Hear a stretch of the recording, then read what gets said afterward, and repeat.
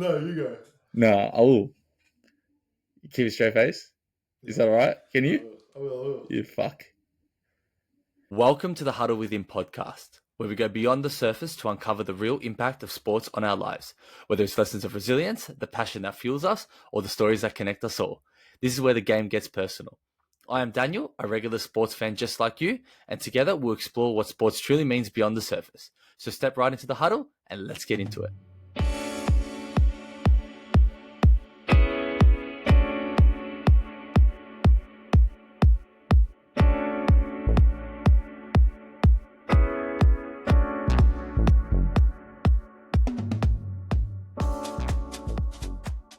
What is going on, everybody, and welcome to another episode of the Huddle Within Podcast. Last week, we saw 4 Liverpool Nuffy fans come onto the pod and discuss all things Liverpool ahead of the Premier League season.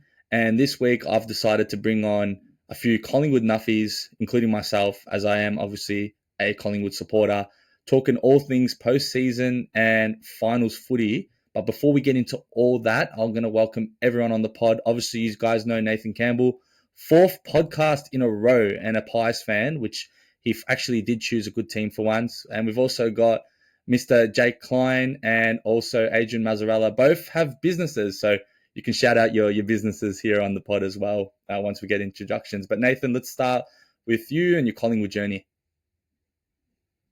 For this one, I've been a lifelong Collingwood fan. When I was born, pretty much had a Collingwood beanie put on me, not organised by my parents, the people at the ward, and I actually had family that went for them too, so it just was fitting and gone for them ever since. And I think the highlight was definitely that grand final win, 23. Went to the final for a birthday gift, and honestly, it was just amazing. As probably every Collingwood supporter, you don't get a choice. So like Nath, I was at the hospital for Collingwood scarf and beanie, and doesn't matter if on the bottom of the ladder or on top of the ladder, I didn't get a say. So I've been a lifelong Collingwood supporter. Good choice, but you'd think now, looking forward, you reckon? No, it was a great choice. Like Powerhouse Club. No, it's the best club in the world, mate. Yeah, I'm pretty similar to the other lads. I was a member since birth and pretty much just got forced into it, which definitely wouldn't change it for anything because far out, I could not go for a Carlton or a Essendon, that's for sure. But thank God it worked out, and I'm a Pies fan for life. Yeah, my story isn't that similar, but I would say it started when I was in primary school. Shout out to James Borg if you're listening.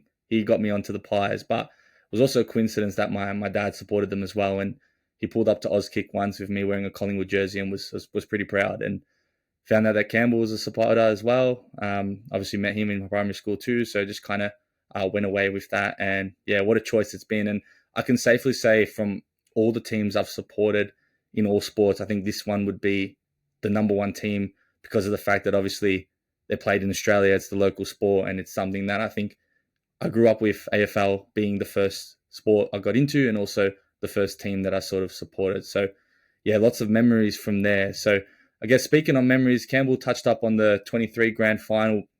We'll start with, because in our lifetime, we've won 2. I'm pretty sure everyone here has seen 2 grand finals in their lifetime.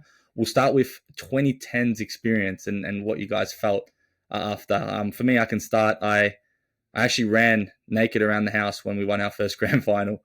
Quite embarrassing moment, but at the time, we were just full of adrenaline being a 12-year-old kid with no hair on my balls, but just running around my dad's house after winning that. After the first time we drew, obviously, and we got back the replay and managed to just blow them out the park. So, yeah, it was a great moment for me in 2010. But, yeah, starting with any of you guys, what would be, if you remember the time in 2010, your best kept memory? I think Adrian start, because you're probably the youngest of us, to be honest. I was young, man. I was actually on a family holiday at like Hamilton Island or something like that, and I had no choice but to go on this holiday because I was so young. And I remember getting on the plane as the game was starting, and by the time I got off the plane and whatnot, and got home, the game was finished. It was a draw, and I was like, well, I was so confused at the time.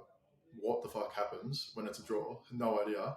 And then luckily got to watch it the next week because I was back home, and honestly, one of the best days of my life. But I reckon 23 was better than 2010. And I'm sure we'll get into the 23 later. But yeah, it was a good time to be alive, that's for sure. A bit like yours, Maz. Not so much different, but it was actually my birthday for the first final that we played in 2010. So I had all the family over, and we're just copying it because everyone thought we were going to lose. And the way the game was going, if you added on an extra couple of minutes, we probably would have. And going into that final, in my opinion, we were probably the second best team going into the final. And I wasn't too confident because that St Kilda team was full of stars. And, you know, we got the draw, and I was like you said, I don't know what the fuck happens. I was like, what's going on? How can you draw final? You know what I mean? So, yeah, we replayed it. And I guess the core memory is when Shaw comes out the back out of nowhere, stops the goal, and that was just, everything was up since then. And it's just like we knew we were going to win. It was just amazing. And that was the core memory that I have from that day.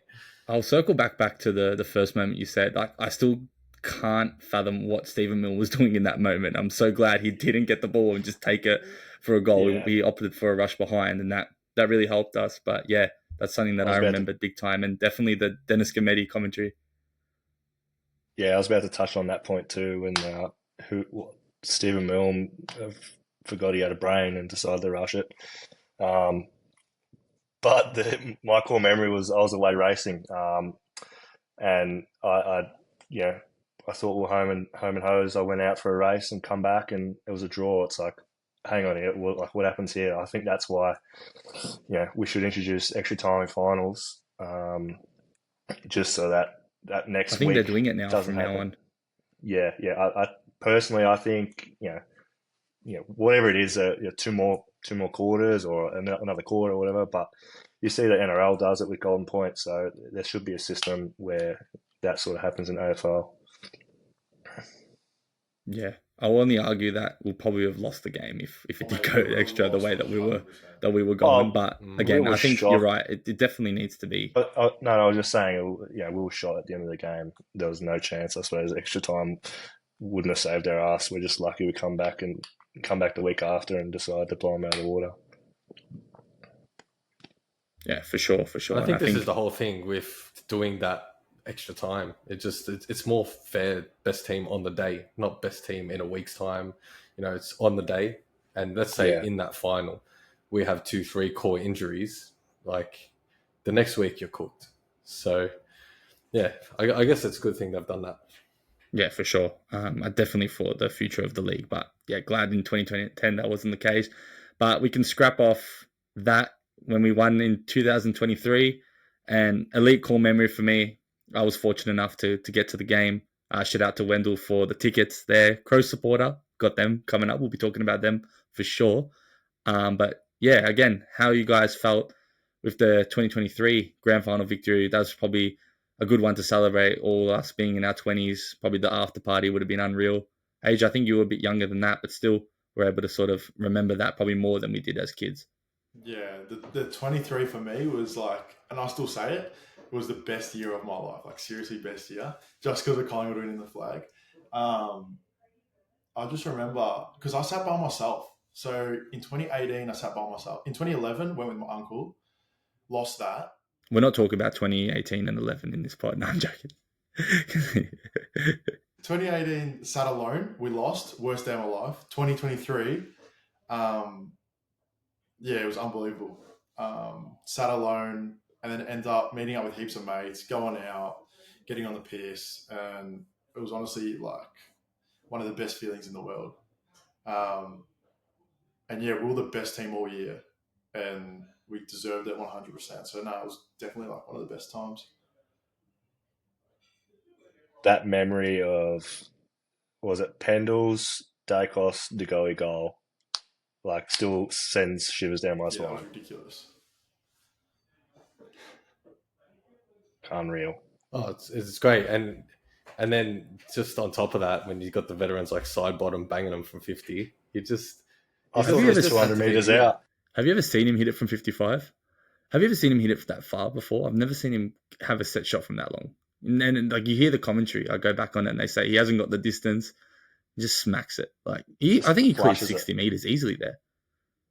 I think since then, every time he gets the ball of like 45, 50, he just nails it. I don't know if it's just me or it's because I'm thinking of that memory, but I just trust it every time now. Yeah, it's massive. As you should. But yeah, we're obviously looking forward, and we're going to give ourselves probably a time to discuss this season. And obviously we started strong. We look like we're the best team in the comp. And then the last, I would say, 7 weeks, we were far off it, losing 5 of our last 7 games, obviously getting the win here against Melbourne to solidify us from top 4. But I guess, how do you guys feel about sort of this season? And obviously we'll talk about finals, but just kind of your season reviews to begin with, and then we can kind of move forward to what's exciting coming up. I guess to touch on, similarly to the last one that we were talking about, 2023, like that was a year where we were losing, come back and win. And, you know, when we thought we were down and out, I was sitting right next to you, Rush, and you're the one that was saying, no, we've done it. And I've said, just keep the faith. And we pulled through. So I guess this year, it hasn't been the form that you want going into finals, but there's a lot of similarities in the sense of you're not coming in red hot. You know, you're kind of came good, became an underdog. But we all know when finals footy comes, Collingwood are tried and tested. Every single game they play is, even if it is against the Western Bulldogs, whoever it may be, smaller teams, we're the final. So we're used to these circumstances. And I really think that Melbourne game, just needing to get that win, I think next week we can just go ahead and really show Adelaide what we're about.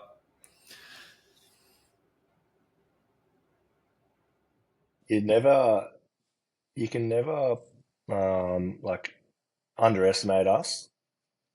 Like, obviously the biggest club ever. You can just never put a line through us. Like, they tried to do that at the start of the year and it backfired. And yeah, I got a weird feeling about next week where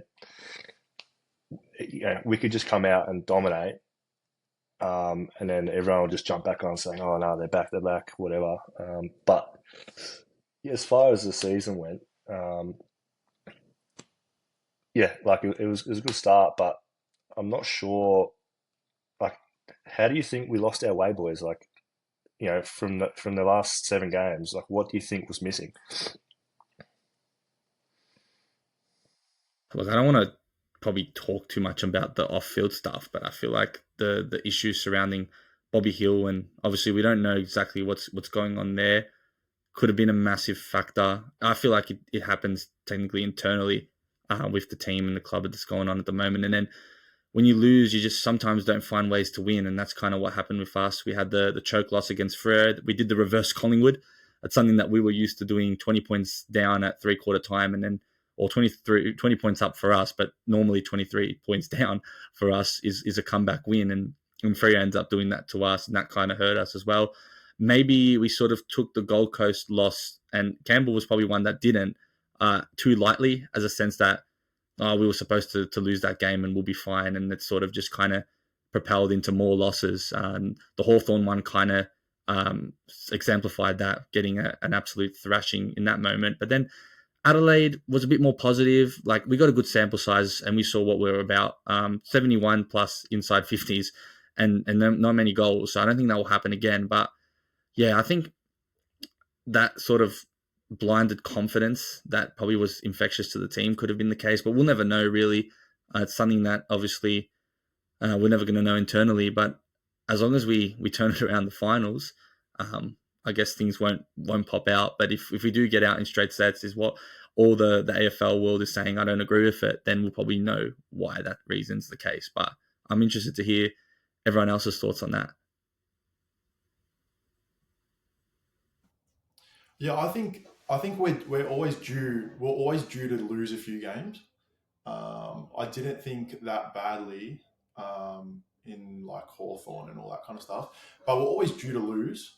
And it was like, oh, is it going to be this week? Is it going to be this week? But then, I feel like maybe we just had a bit of a slump, which happens. But then I think the Adelaide game showed that we still got it in us. And obviously the Melbourne game wasn't great, but I think finals time's just different for us. Like finals is different. Come out for big games. That's always been Collingwood. So I reckon we'll be all right in that sense. But the form slump was a bit hard to take at the time because we were the best team in the comp. But I feel like it just happens to every team goes through it. So I think we just had to have our rough patch then. All things considered, go, Nate. Yeah, I was going to say, the thing is like the Melbourne game, people take a lot out of the actual performance itself. But if you look back to how we played Melbourne or GWS a couple of years back in the finals, we weren't amazing. We just needed the win. And at the end of the day, people sometimes worry about how you win. But at the end of the day, a win is a win. And, Fly was saying a while back that we're in the business of qualifying. And it's kind of true because if you actually see what they've done throughout the year, they've managed players.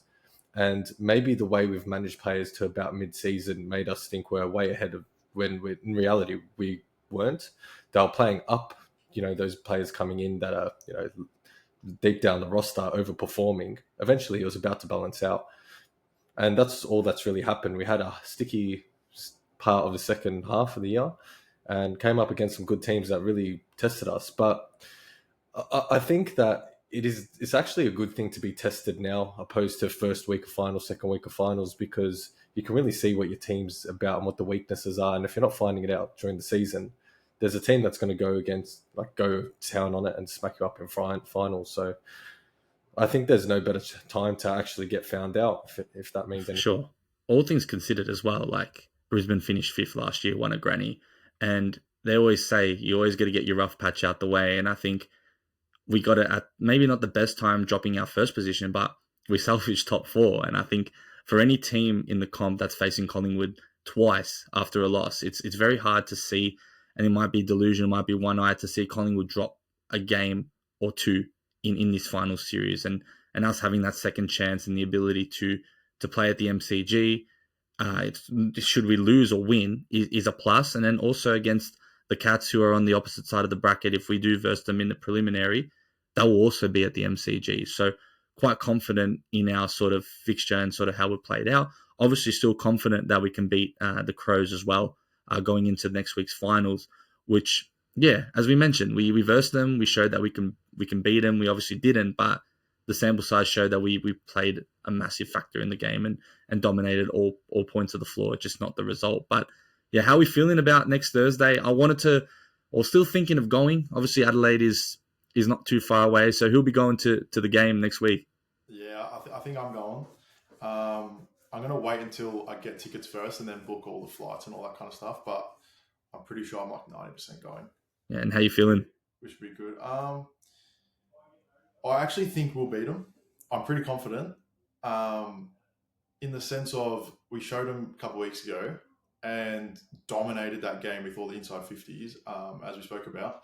But in the wet, losing Rankin for them is just like in the wet as well, yeah. And I think losing Rankin, I reckon it's like a 4-goal turnaround with how good of a player he is, and not just on one player as well. But I just think we've got him. They're going through off-field stuff, and I reckon we'll get them at the right time and hopefully go to a prelim. Yeah, it is their first finals in over 9 years. I think the last time they made a finals was 2016. No, and that's huge. Whatever, but they don't really play in massive games. We're built for the massive occasions. You know what I mean? We are the massive occasion. There's no bigger stage to test it out. There's no bigger stage than a final away and to get into a prelim. That's huge. Yeah, and our record there is pretty good. I reckon we'll be up for it and get the win, hopefully. On another note, how good is a fit to go in Bo McCreary? Yeah, ridiculous. Yeah. Well, And that's Bob the thing. Bo, When you when he keep plays in him fit. Adelaide, he's better. Yeah, bringing that to Adelaide Oval is like when Bo, especially his forward pressure is just off the charts. I'll be the first one to put my hand up about Shooter last year. I was not a fan, but he has, like many, probably turned 99.9% of heads back around.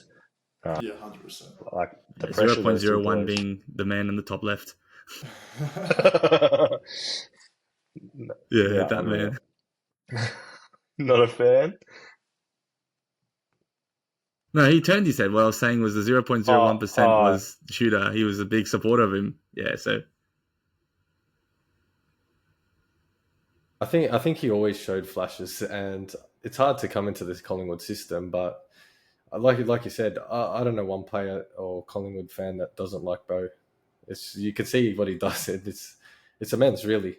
His pressure on the ball, just crunching someone, gets the crowd up, and that's what they need. And I would really love to see Bobby in this team, because I feel like this is what we're crying out for. That type of player that connects forward in the midfield, someone creative, unselfish, can kick a goal or two. But it looks like we may be without him, or he may not even play for us again. But I guess what we really got to decide, I think, is touching on how we go about integrating him into the finals, because the last 4 games he's played, he's been subbed out. Can you risk him in a final to get subbed out again? It's like we all know he's probably our best defender when fit. He's the conductor in the back and he's important, but is it time to just scratch him and try to get on without him? I think we need Definitely him. not. I think he's too vital into our team. Like, so you're saying, Jake, to keep him or not? No, definitely keep him. If he's Definitely available. keep him. Yeah, 100%. I would rather risk a sub and have Jeremy in the back line, because, like, man, how unlucky! You get concussed. I can't remember the other 2 injuries, but obviously the groin last week. He had that's the just hand shit. issue back 2 years ago with Geelong. Yeah, that's just rough. But I'll risk it personally. Yeah, I agree. I think he should definitely be in our 22. I think the way that Darcy Moore defends is very different to how Jeremy Howe defends, and I think 3 talls at the back, especially with their forward line of Walker, Thilthorpe, and Fogarty. And Fogarty always gives us problems. I don't know why, but he always seems to just turn it up against us. We definitely need Howe down there, and even if he gives us, hopefully, at least 5 or 10 minutes, I think it's going to be very, very valuable. And until we lock up and get Silvani on the Pies next year, I think Howe stays on and he's in our best 22. I just don't really trust anyone else in that defence, in that back line, to sort of nullify those forwards, besides maybe Frampton and Darcy Moore if he's not in those one-on-one positions. Who do you I think bring what in? I'm saying is for more Harry? so he's supposed to be out 2 to 3 weeks. You know what Say I mean? So he's Charlie not Dean playing or this something. week. No, there's no way Charlie Dean plays. Who plays? Who would play? I If you had, don't put Charlie Dean in. I don't want him, but who would you put? I think what you do is McStay's crying for a bit of confidence, and he's not working in the ruck, not working in the forward line. Send him back, play on, I don't know, whoever put him on, but I reckon get McStay back, bring in Coxie for that second ruck, and They're crying for Coxie. Everyone's saying that. And I'm like, Coxie's not going to deliver a fucking premiership to us, but I think it'll help our chances sending McStay back, getting Coxie in, second ruck. McStay cannot ruck to save his life. And it's getting to a point now where I'd rather McStay just give away a free kick than let the fucking opposition ruckman tap it, because it's getting ridiculous. And I reckon we're just crying for Coxie to play second ruck and get McStay back. Just look. We need a taller player back there anyway for this week. So I reckon get McStay in the back line. Just know if Coxie does come in, look out for a first quarter mark, and that means he'll have a blinder the whole game. So that's what we're literally relying on. But I don't mind Cox coming in. It's just that, I don't know, that third spot is kind of vacant too. I think McStay took a pretty clutch mark in the 4th quarter last week against Melbourne. I found that Myercheck was... good thing he did. Yeah, I mean, he came up when it mattered, I would say, but definitely sort of agree with that. But I would also, even Myercheck, I know we can't put him down back, but like he hasn't been in the best of form. lately I mean, He either. was a so- backman in VFL. Yeah, it was. But I think the difference is with Checkers and McStay is, and this might be just a viewer perspective, but Checkers like puts his heart on his sleeve, like he'll do anything kind of thing, whatever. McStay's just like very soft and slow and whatnot. So I think like I'd keep Checkers where he is because he's a battler. He'll battle for us. Whereas McStay forward, he's not going to. He won't battle as much as Checkers for me anyway. But in I saying think that, being a bit critical on McStay though. Yeah. our delivery of forward 50 hasn't been great. Yeah. Yeah, Like 71 entries, as Jake said, yeah. Like, And we don't have the keys to clunk them. We don't have the clunkers. So No, like- stop banging them in. You know, the teams are coming up 100%. against, they have it. We don't. Which also McStay in that prelim final against GWS in 23 won us the game pretty much with how good he was in the forward line. So yeah, I don't know. It's interesting, but I reckon definitely do not bring in Charlie Dean Yeah. and get another tall back there. I just don't know if I can not trust, but like we can just in finals footy get one of our forwards to go down back. I just don't see I know. it happening, It's a big ask. It's a big ask, especially like not really doing it often. But And I'm not saying that Charlie Dean should come in, but if you're getting a forward line player down back, that's just concerning. So I just think at this point, you're going to have to live with maybe Coxie coming in and filling in that ruckman and sort of getting, I don't know, like Darcy Cameron potentially just roaming around as he does. And you've seen it with Gawn for Melbourne. I'm not saying Darcy Cameron's the same player, but you find that Gawn comes at the back and he's just picking up marks from forward 50 entries. So maybe they might just opt in for sort of Darcy Cameron to play that roaming backline role and just rotate in the ruck and then just have Cox there, you know, for presence. I don't know. I just think that's probably the best way. I think, and Maynard can play a role down back as well, playing on taller opponents. He's done it before. I remember Perriman could do a job. In 22, he played on Buddy. Like he can play taller. So maybe just send him back, and he played taller against Adelaide, and he was. Yeah, he had Phil Thorpe rattled, calling him weird and stuff. That was how funny was that as a sledge? Like I was hearing it on Gorringe's pod. Could you imagine? Like you get all the sledges. You've obviously heard the bad ones along with the good ones, but I think getting called weird is probably like the most insulting ever, because how can you like respond to that? Like it kind of questions your own self to see whether you're weird or not. So maybe Maynard runs up against the Thriller and just starts calling him a weirdo up down back, and that probably rattles him off. That could be a decent idea, but I think we have options. But the back line is something that has actually worried me all season. I know obviously we haven't been clinical when it comes to our forward 50 entries, but I just think we give up too many easy goals down back. I think that's just how I see it, and it gets really frustrating. So yeah, we're going to have to see. I think I can see where you're coming from, but I think the best thing about our season has been actually the back line. I mean, we had the best differential until we had a poor slump, and we finished with top 3 defense or something in that mark. And with all the ins and outs, losing the ball from the center, not connecting with the forwards, it was the only thing that was holding up. And I know sometimes with that zonal marking game plan, you know, the opposition kicks it into space, they'll get a run at it, get some easy marks, but you know, the breakdown really comes down at the source, which is in the center. And how many times do you see when the pressure's on against those, like say the Hawthorns, we just lose every center clearance, bang, bang, bang, non-stop. We don't stop losing them, and it's just coming in. And the reality is you got to stop the bleeding. You got to win the ball from the center. And I think that's been our biggest problem, really. Clearances. Do we have ball winners there? Like, do you subsidize sort of the skill for the hardener in the middle? That's probably the main question, because you've got players like Daicos, Pendles, and Sidebottom that you want around the footy. But is it something where just on centre bounce you bring in players like Ned Long, and if Titch is available or fit, or even Bo or De Goey, just to go in and try win the hard ball, and then bring in your Daicoses, your Pendles when there's probably a tackle and a ball up there? So it's probably the question that I would probably ask. I think what we'll find is coming into the Adelaide game, I would be surprised if they play a Charlie Dean. I could just see them rolling with the back 6 that we have and rolling Pendlebury through at halfback. And he's going to be more that conductor because he done it in the last quarter against Melbourne anyways. And it looked like that's what the team needed, someone to just calm it down, ball in hand and get it out. And he was unreal. But we know what Pendle is. He's a GOAT. He can just put him anywhere and he just does the job. He has to be Collingwood's greatest of all time. Like, is there anyone else that we can argue that against? I think for me, he's number one. If not, he's definitely in our era. It's a question.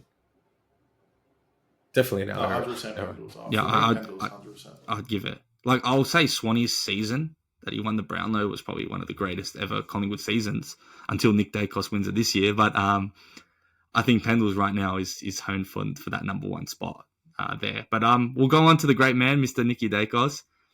I'm sick of the AFL giving him stick or the general community about his flopping and all that. Obviously, we see that, but what an unbelievable player. Like, obviously, favourite to win the Brownlow. Great year again this year. How are we feeling about that? Obviously, the last time we've won a Brownlow was with Dane Swan, as I mentioned, back in 2011. And Collingwood's not really a team where we really rely on one player. Not that we do rely on him, but we have a lot of players that steal Brownlow votes. So the fact that Daicos is coming in and just dominating is just simply incredible. So want to get your thoughts on the great man, Nicky Daicos. And shout out to Peter Daicos, who brought out two unbelievable brothers. Like, you thought he was good. He's brought out two brothers or two sons that are simply incredible. And Josh Daicos is unbelievable too. I know he doesn't... Yeah, I know. We need that laboratory experiment on those sperms, I think, for sure. But Joshy's unbelievable too. And obviously we're going to be talking about Nick, but Josh is unbelievable as well. And he's very consistent. I think even when we're down, he's one of our best players when we lose. So I'll give a quick mention on Josh, but yeah, thoughts on Nick, and is this finally the time where he's going to win a Brownlow? He should have won it in 2022 or 2023 when he got injured the last 4 games, but yeah.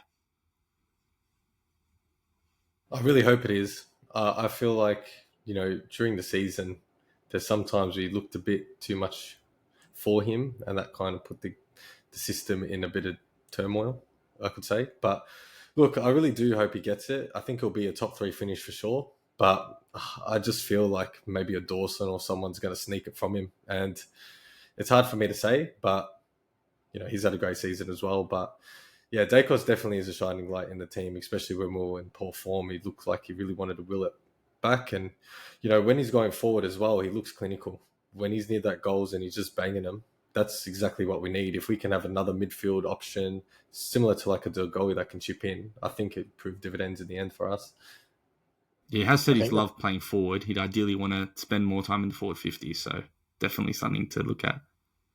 And with Daicos, he's set the bar so high for himself, and I don't know, you could say this year he's having an okay season, but his previous seasons have been heaps better. Whether he's getting tagged a lot more or whatever it is, they're getting under him, but if he wins this season, it hasn't been his best season, that's for sure. I agree 100%, but that's when you see ridiculous Brownlow votings last year with Paddy Cripps, and how he managed to get that many votes is just beyond me. I'm not going to get on to those mob, but you had that season that you would argue that he'd win a Brownlow in any other year if it wasn't for that outlier, and then also 2023 where he missed the last 4 games. Yeah. He was guaranteed going to win it if he didn't miss it. Yeah, it's crazy. He literally could have won 3 in a row. Which is ridiculous. You don't see that often. So he's clearly the best player in the comp, and yeah, who knows? Who knows if he wins it, but we'll get close. But Jake, I definitely agree with you in the sense that I agree that it hasn't been his best year, but the fact that he's still able to be a Brownlow favourite is crazy in itself. And I think if they're giving him this Brownlow, and it pains me to say it, it's going to be more off the back of the last 2 seasons as well as this season as sort of the sample size, rather than someone like Jordan Dawson, or I'm not saying the Zaya's top 3, but the last 5 games he's played, he's definitely in contention now. They'd base it off that season. Yeah. But I think the way the voters will go is they'll use Daicos' 3-year sample size instead of the 1. And I think that's what will get him over the top to win the Brownlow this year. And if you're an AFL fan, you may not like it, but as a Collingwood fan, you'll take it and you'll think that he deserves it. As Adrian said, he should have won it 3 years in a row if it wasn't for those things. So, yeah, keen for him to go. And I think him in the finals is going to be extremely important. I think we rely on him a lot to obviously get that relief with his disposal efficiency and also his goal kicking. And hopefully eventually as his career develops, he'll become that sort of co-midfield / forward player.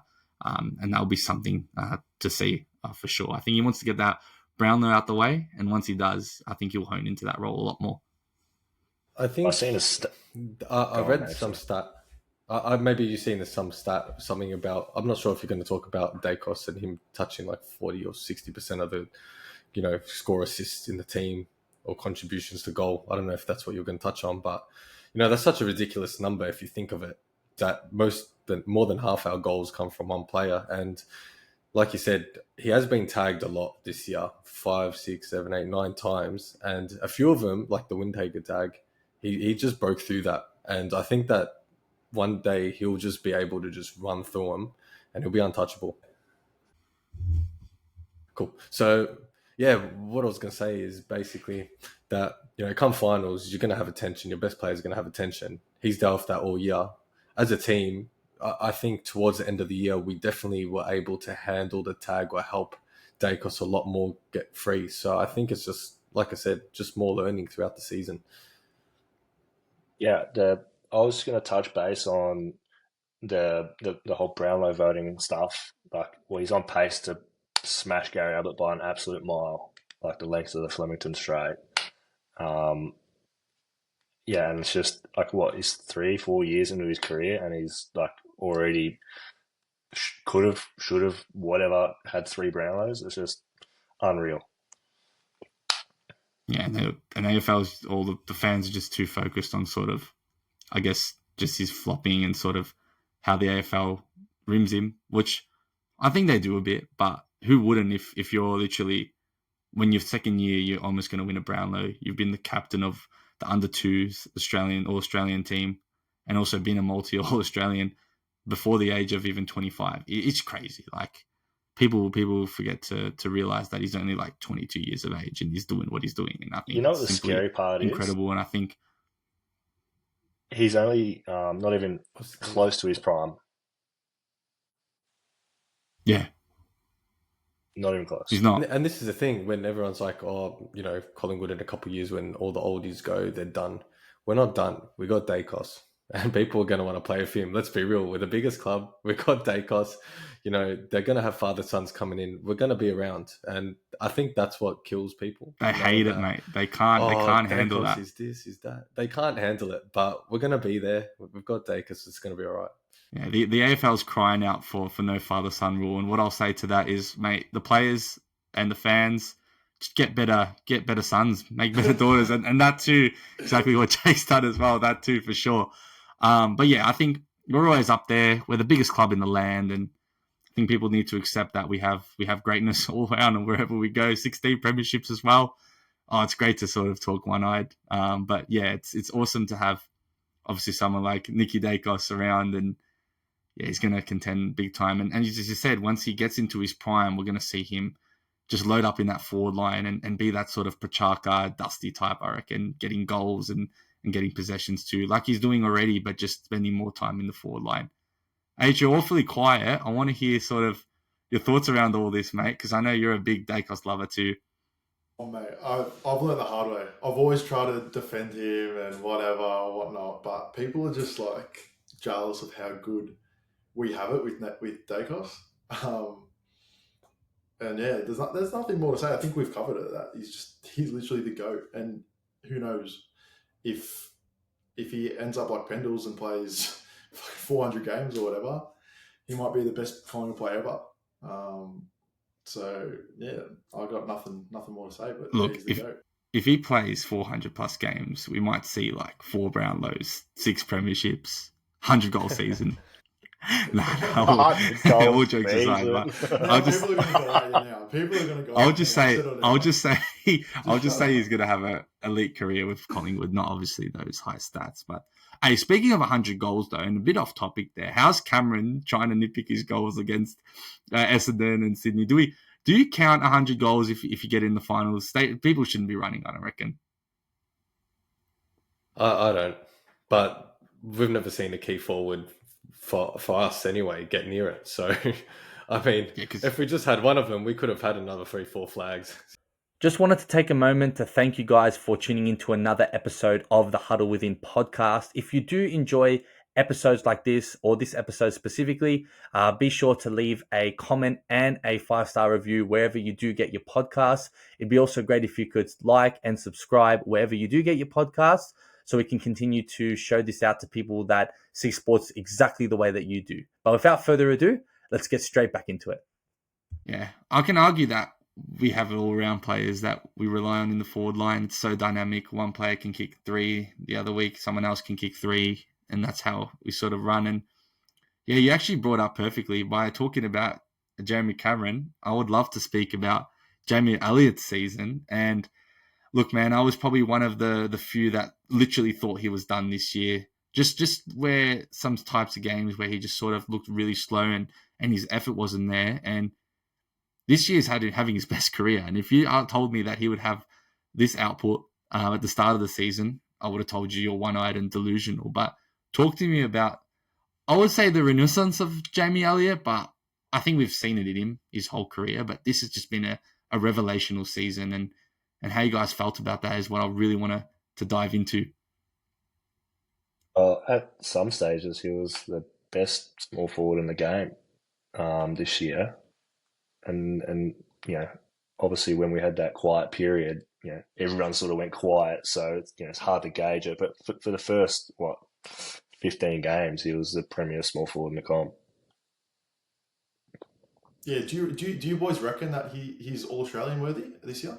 I can make a definite argument there. With top 4, he would have to be into consideration. Not sure whether he'll get it or not. I thought he was a lock. But the last 6 weeks kind of waned off, and with the form, he could be squeezed, to be honest. Where did he slide down into the Goldman race? Great question. I'm going to look it up right now, actually, as we continue this, just to see. And while you do that, I'll just filter silence. I think having Elliott he's actually a very tricky matchup because he plays a lot bigger than what his size is. So he's not like a premium or premier small forward, but he's too quick for the big guys to go with him. Can take a good overhead mark. So he's pretty hard to defend. So if we just utilize him, and even at the start of the year, yeah, that's right. But taking the key defender off him should really just unlock, the Membreys of the world or Mychek or McStay, whoever's up there. But having him in there, it's great. Yeah, go on. Yeah, he finished 7th in goal scoring. So 52 goals. And on top of him was obviously Thrilforth, Georgiades, Norton, Gunston, Ben King, and Jeremy Cameron. So they'll probably all get ahead of him. But in terms of small forwards, he's had the most goals across all small forwards in the comp. So maybe there's some consideration to squeeze him in. But there is a long list of pretty good forward players in that top 6. So I find that it'll be really hard for him to get in. But yeah, I think that's because of the slump, unfortunately. But still, top 7 in goals. I think he's almost too big for the smalls and then too quick for the bigs. And I think that's what really kind of impacted him this season as well. And I think that's what's special about Jamie Elliott, because he's considered a small forward, but as I mentioned there, he's a mismatch on both types of defenders. Do you think when Tim Membrey come to the club, he would have played as many games as he did? In my opinion, I honestly did. Why the fuck did they couldn't get rid of him?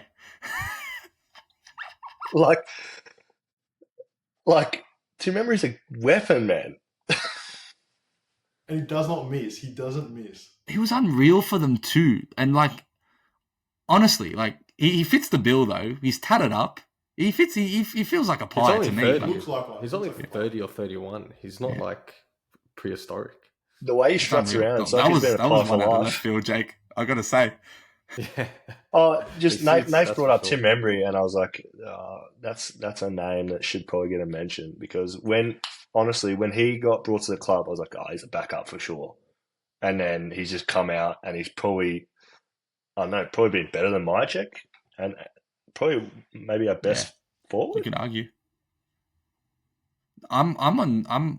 I'm agreeing with Nathan. I thought the same as Nathan. I'm like, when he came in, I was like, 100%. That's another tool we need, especially with Dan McStay being out injured.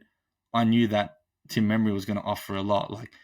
You're comparing him into a St Kilda team that's Avi, to a Collingwood team that has a lot of weapons. And Nazaya wasn't the player he is. If Nazaya was playing as he was last year, I'm pretty sure Membrey would have got a lot of goals too with the service that he provides. But this season, he's got a plethora of players to give him the ball, and he's got a plethora of different forwards to take the pressure off him as well. Where I think at St Kilda, without Mr. King, who's always injury prone, he's always a first option. So yeah, I actually did expect it. I think that he's come in and done exactly what I thought he would do. Like, be it there's some goals that he's scored from beyond 50 where I thought, wow, like that was a surprise. But other than that, I'm pretty impressed with his game, and he's had a few quiet ones, but that's expected, especially when we've got him on a free.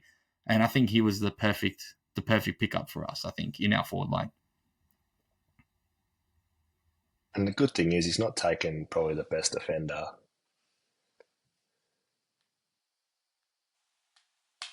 Yeah, he's always going to be a danger, right? He's always going to have the chance to run at it and jump at it. And I think I've even seen a few games last year for the Saints where he jumps down back and takes a few big ones and, holds the mark and they win the game. So, look, I think it could definitely happen. Shout out to Tim Membrey. I wouldn't be Membrey. surprised if we chuck him back. Yeah, shout out to that big exactly. man. Jake throwing it out of left field, but I rate it. Good Tim Membrey segment there. And actually, on that, Rush, you're talking about plethora of midfield options. What are we doing with Long? Is Mitchell just binned it? Is that it? Oh, I'm hearing he might retire. What do you reckon? They're hearing he might retire at the end of the year. So whether he plays or not is a good question. I think, yeah. I reckon he's done.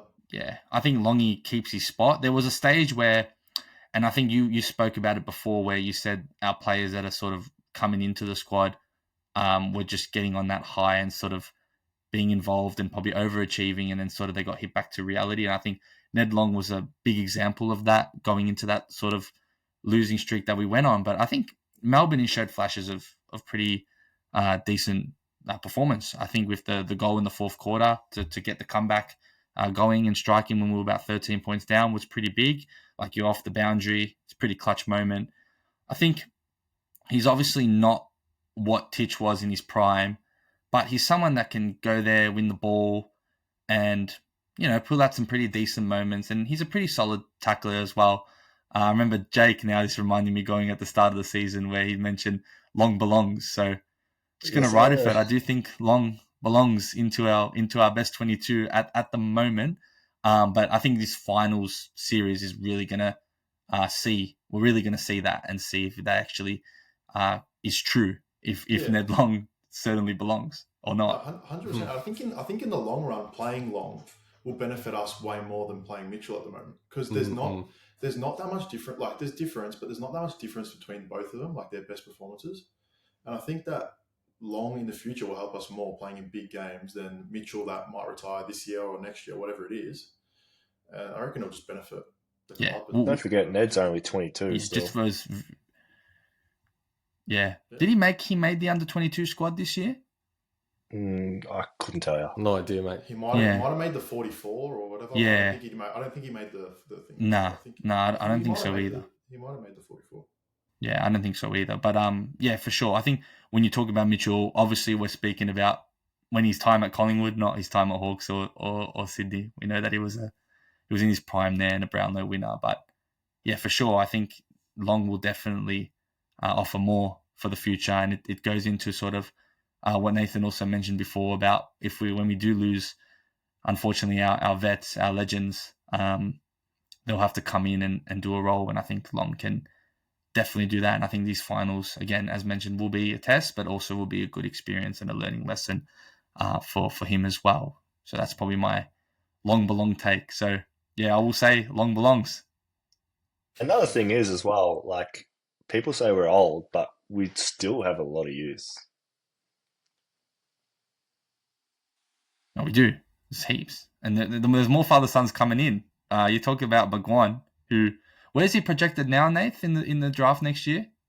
Well, they were saying top 10 at a point. And, if anywhere in the top 10 without a pick and you just father-son, I'll take that. You know what I mean? Just let him slide. Yeah.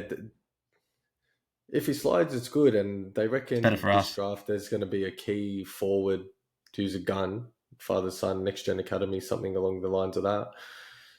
You know, we might really have a good chance of stocking up and going again. And I think we've really needed our next key forward for a long time now. Probably someone you can build and develop into that role. So I hope you know, maybe one guy from the VFL, whoever may be. I don't know who the guy came in earlier this year. West, was it? Yeah, West.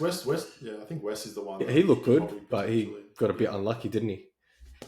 Yeah, well, we played, 15 talls that game.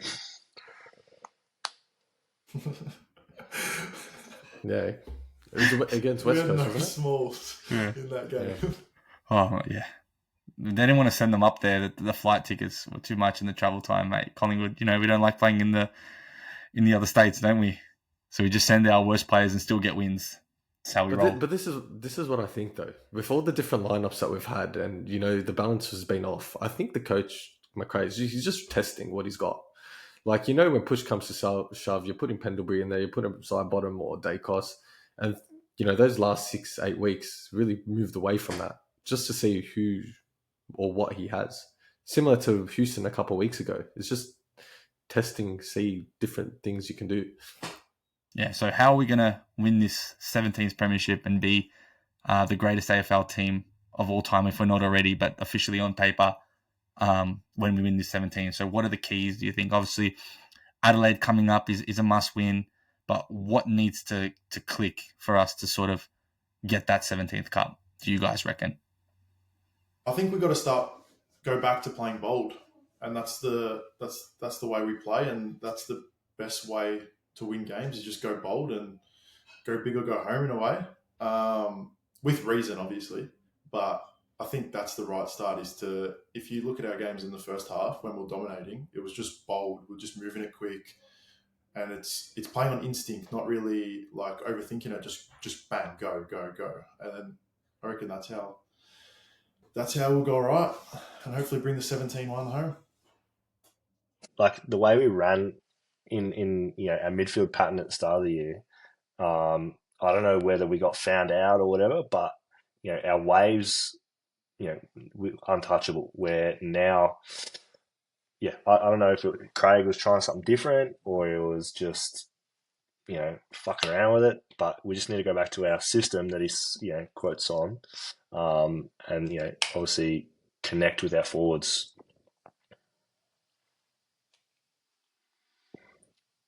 Yeah, exactly right. And I think it's that high half forward pressure, which is key, and that mid to forward connection. And you can see in times where they're getting at the back, they're moving it quick. They look great, but when you get past that halfway line and you're just stopping, stagnating, then banging it in, you know, there won't be a fan that tells you that that's what we should be doing. Like we have that PTSD from the West Coast final. We've seen it. Doesn't work. You can't stop the ball. And in spurts against, I don't know if any of you watched that Brisbane game last night, but in that last quarter, from the back, they just went straight away, bang, bang, bang, and the Hawks couldn't even get near him. The ball moves quicker than the man, and you know that's why we're at our best when we're taking the game on. You know, not giving a stuff what they're doing because it's about what we're doing. So if we can go back to that, I think we can push for it. Really. Yeah, I definitely don't want to see us against Melbourne kicking balls really, into packs. Showed us that where we just didn't give a fuck and we just ran it through the guts. Yeah, it's unreal seeing it as well. Even from a fan perspective, watching Collingwood play like that, it's just entertaining. It's you love it when you see just handballs flying in through the middle and us breaking through the lines like that and just getting forward 50 entries with quality and not into packs. It's just art. It's art when Collingwood does that, and I love to see that. And definitely, Nathan, what you said, I definitely agree. I just don't want to see us getting the ball from back 50, taking up the whole 10 seconds that we got until the umpire calls play on, hooving it in the air and hitting the opposition's ruck that just gets a contested mark and an interception, and then getting that pressure back into our forward 50. So if we play our game, if we play the art of Collingwood and Fly's sort of system, as you all mentioned, I'm feeling good about another cup for sure, but definitely need to get past Adelaide. So in saying that, score predictions for Adelaide or margin predictions to make it a bit more easier to sort of predict. I'm going to start. I'm going to go Pies by 11. I was going to say Pies by 11. That's so funny.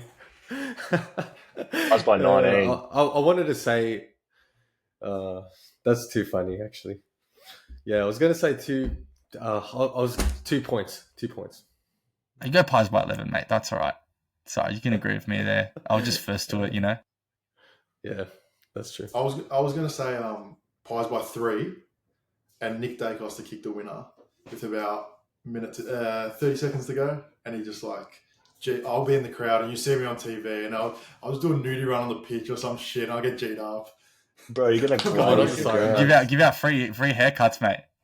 Yeah, Just book it on the siren. It's unreal. Well, we're all saying Pies to win. And again, I mentioned to put in our sort of business entries. Just want to shout out Stairworx, Jakey Klein's company. Do you want to talk a bit more about that? Plug that into the pod while we're on here, sort of get the guys going. Oh, look, I mean, if you ever need a staircase, you just, contact me, I guess. He might paint it black and white though, so just be careful of that. 100%. That's a good stairwell. Yeah, but yeah, definitely check out Stairworx. I'll pop it up on the Instagram in the description below. He's playing off. He's got some really good stairs going on. You can check that out on his profile there. And we've got good old Mazza cuts, man. So talk to me about if you do. Are you going to add it in if you do get the prediction right? He's cut up half the haircuts in this chat, so he's done a good job there with me personally. And I've shouted you out previously on the pod before, but again, talk to me about Mazza cuts. Are we going to see a margin predictor and a free haircut?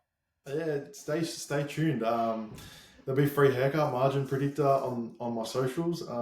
But yeah, come down, get a haircut. Located in like Taylor's Lakes. Good vibes, bit of fun, good cuts, and that's it. Yeah, we love it. Well, you'll definitely be seeing me and Campbell there if we get there. But yeah, definitely check out Jakey and Mazza's businesses, Stairworx and Mazza Cuts for your stair needs and also your barber needs as well. I can safely say that they're both very good at what they do. And Nathan, if you want to get a loan from the bank or get that approved, if your credit assessment, you can do that with him as well. There, I guess, if you do decide to go with ANZ. But yeah, I don't know. Don't worry about it. Yeah, not a big ANZ The rates fan, are too but, fucking high. Yeah. Oh, mates, we won't go there. Yeah, we'll leave it at that, I think. But appreciate you boys getting on the pod again. Again, Nathan's come on 4 weeks in a row. Gonna have to stop talking about teams he likes if we're gonna get him off. But yeah, I again, might have very to good job. get a whole setup soon, and if I'm on the 5th, then get the green screen going. Yeah, that's it. Well, you got half the setup anyway. Pretty sure you're using my mic and camera there, and I haven't told him to give it back yet, so might have to hold it on for a few more. But again, thank you very much, guys, for tuning in, and thank you to all for those who are listening. Probably the non-Collingwood fans, hope you could enjoy the sort of nuffy takes and the one-eyed sort of perspectives. But as an overall AFL fan, we don't do too much AFL on here, so it was great to sort of get an episode out just before AFL finals, which I'm really excited for. Even with the Pies, wherever they go, it's always good to see finals footy, and just really keen for that. So again, thank you very much for tuning in, and I'll catch you guys next week. Cheers. Thanks for having us. Go Pies. Thank you. Fuck you, Libba. So that's a wrap for this week's episode of the Huddle Within Podcast. I appreciate you for tuning in and being part of this community where we go beyond the game and into what really matters. If this episode resonated with you, make sure to subscribe, leave a review, and share it with someone who sees sports just the way that we do. And hey, I'd love to hear from you. Connect with me on my social medias, which will be linked below. Send in your thoughts and even be part of a future episode. Until next time, keep that passion alive, stay in the huddle, and remember, it's always deeper than the game. Cheers.